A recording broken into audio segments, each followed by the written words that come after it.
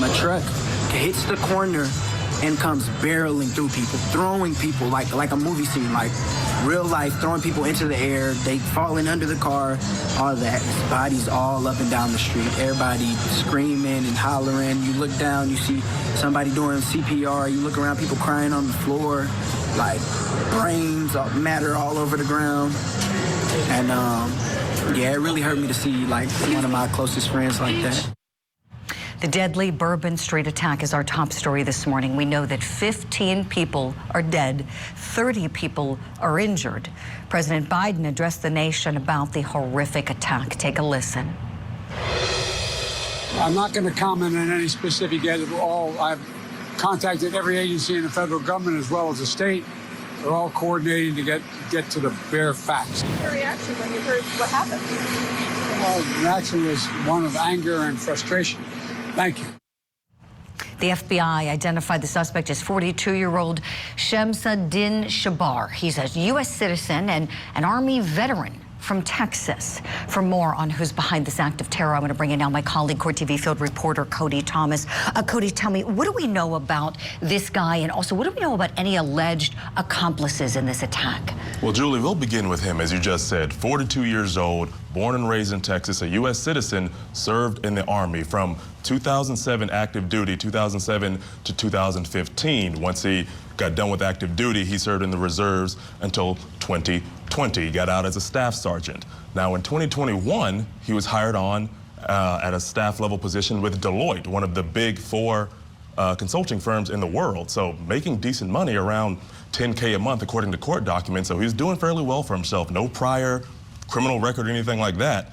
But in 2022, during a separation from his then wife, he did face, a nasty financial situation. But moving forward to yesterday's attack, a flag representing the Islamic State was found on that rented F-150. And as we know, in recent years, the Islamic State is viewed as a radicalized group. Now, he had IEDs, which are pretty much homemade bombs, and guns, as well as we know he got out and was shooting back at officers.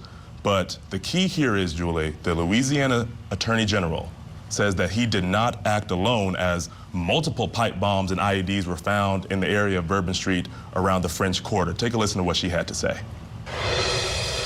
We do know that there is a connection between a house that was located on Mandeville Street in New Orleans and where we believe that these IEDs may have been put together. And there was a house fire there, so we also believe that they were trying to get rid of evidence. And then, we know that there, and understand there are multiple people that are involved. So one individual is deceased at the scene, but the other individuals are still out there. And Julie, to piggyback on what she just said, the Louisiana State Police Bulletin cited surveillance video in the area of 3 men and 1 woman placing one of those IEDs in the area as well. So just very horrific and not the most ideal way to start this new year. No, not at all, Cody. This is just dreadful. The connection between Las Vegas, that's still up in the air in terms of an investigation. What do we know? Is there anything that is showing us a definitive link between these two acts? Well, as you just said, definitely still up in the air. They are still going on in the investigation. No confirmed link at this time, but there are some coincidentals. Both suspects served in the military. Both suspects rented vehicles from the app Toro. Both suspects, both attacks involved explosives that are believed to be remote triggered, as if, someone that doesn't have to be right where it is. They could click a button and the explosive would go off. Both suspects are relatively close in age. The one in Vegas, 37. The one here in New Orleans, sure. 42. So, again, up in the air, but definitely some coincidentals in both attacks. Yeah. Is there any evidence, Cody, that they might have known each other? It is cited by one of our affiliates that they did serve at the same military base. Oh, wow. So that's as much as we know right now as far as the investigation continues. Right. I know you're following this closely for us, Cody Thomas. We're going to see you back here in our next hour for another report on the very latest. Thank you so much. I want to continue the discussion. I want to bring in a very special guest, someone who served in the FBI. We know the FBI is handling the case and looking into whether there's a link between the incident in New Orleans and the one in Las Vegas. Let's welcome in retired Special Agent Jennifer Coffindeffer. Jen, good morning to you. Would you start, please, with what you make of these two incidents occurring on the same day and the information Cody just gave us, does it seem to you like there could be a connection? Good morning, Julie. I will say this, that coincidences seldom exist in law enforcement. And I find it very interesting, not only the time frame that these two occurrences happened really just within hours of each other. Also, as was mentioned, their military service, the fact that they served at the same military base, the fact that they rented from Turo, which is a very obscure rental app, if you will. I use it all the time, but it's like the Airbnb. They have a very small fleet. I found that very interesting. So certainly these issues, as well as the IEDs that were used in each event, make them highly coincidental. So we'll find out more, but I'm steering toward that belief. Sure. I'm sure you're very suspicious of it, as am I. Jen, could I ask you please about what the FBI is doing right now? Would you mind kind of walking us through the behind the scenes, starting, in New Orleans? Cody just mentioned about seeing other people on video footage who might have been involved. What might they be doing right now to track these people down?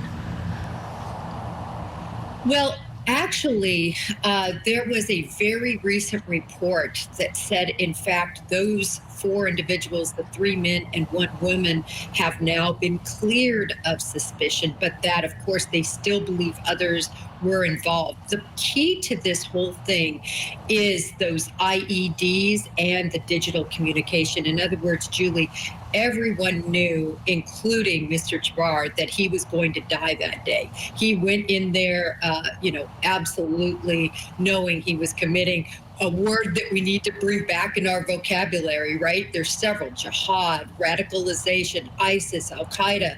I mean, they seem to be making a footprint here again, Julie. And they need to be looking at those IEDs. Clearly, if he was dead, who was going to detonate them? Where were they made? Did he have that sort of background? We don't see it in his military experience. So I think there are, of course, others involved, and we know because they've said so. Right. Such great analysis from you, as always, Jen.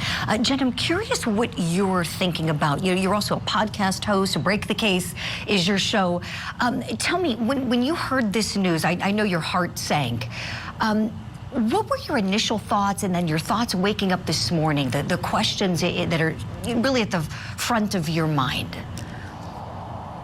Well, the first thing that I was concerned about was this merely a copycat? Was this just a lone wolf that decided to go in and copycat the Germany situation that recently took place? That made a lot of sense to me.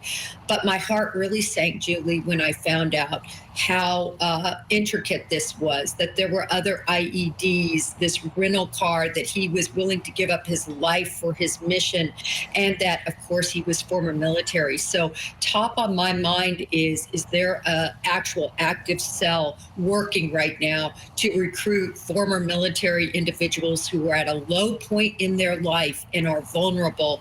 And are the Las Vegas and this attack connected? Definitely. Really appreciate you saying that. That's something that some of the members of our Court TV team were wondering about. Does this guy have a network, so to speak? Are there others who might be praising him for what he did that we have to look out for? Would you speak to that aspect of, prevention and maybe identifying other dangerous associates? Well, Julie, I had a case so similar to this from the standpoint of radicalization. Somebody that was so normal, working their life with a family, everything was normalized. And then when they became radicalized, you could see their whole demeanor change, this anger in their eyes. And what they do is they really isolate themselves from their family, from their friends. You'll see them just completely withdraw and change and sink deeper into financial difficulties with relationships. And that's what individuals need to be looking for. There's always a catalyst, and that is usually despair. This is fascinating information you're sharing, Jen. This Shamsud-Din Jabbar apparently only recently became Muslim, but was very quickly radicalized and became an extremist very, very rapidly from the information that we know. What does that say to you? Well, you know, back in the times of 9/11, we think of people being radicalized. They actually had to go abroad oftentimes. It was seemingly a longer process. Now with social media, with the internet, just with everything that is happening now, it's so different. And basically it's building a network. And again, these individuals are identified from things that they say on social media, and people who are experts, if you will, in radicalization glob onto them and begin their work. Wow. Jen, tell me, please, before we have to let you go, do you think we're going to be seeing more arrests for this incident in New Orleans? In other words, do you think that this guy didn't act alone? I don't think he acted alone. I think we will see more arrests. And quite frankly, Julie, and not to be some sort of alarmist, but just having been active FBI working Al-Qaeda and ISIS cases back in the day, I can tell you it's very concerning to me that there are cells that exist out there that are going to be more active. And they don't have to get planes anymore. They rent cars, they put explosives in them, and they can do acts like this. It is terrifying and a very, very real threat, as you know, my friend. So the more we can talk about it and discuss ways to infiltrate these groups and dismember them and hopefully prevent any more tragedies like this. So we've got to do it. Jennifer Coffindeffer, always great to have you on the program. Check out Jennifer's show, Break the Case, on YouTube. Jen, thank you so much for your time and your expertise. We'll talk again soon, I know.